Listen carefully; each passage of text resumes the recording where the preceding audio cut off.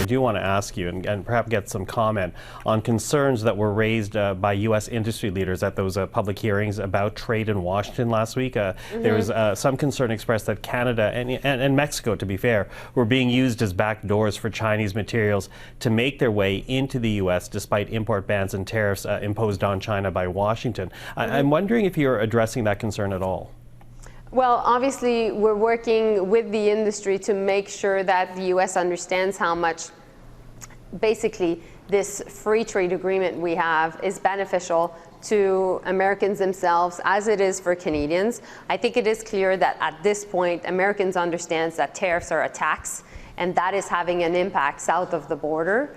But at the same time, we'll continue to let the Prime Minister negotiate. We'll continue to let Dominic LeBlanc, the Minister in charge of U.S.-Canada trade, do his work. And I'm there to support them because obviously I used to work on the causes of the trade war, on the diplomatic front of it. Now I'm working on the consequences and definitely the economic front. And we know that the battle is the economy. Our front lines are our auto workers, our lumber workers, our steel and aluminum workers. And so we need to make sure that we keep them, that we protect their jobs, and that we stand very strongly side by side with them. Is there a role for industry, though, to play here, to essentially signal to the Americans that this country is not being used as a backdoor for Chinese products? Trust me, that's what they do every single day. And there's lots of people going to Washington to advocate for their cause and defending Canada's interests. And we always work through the embassy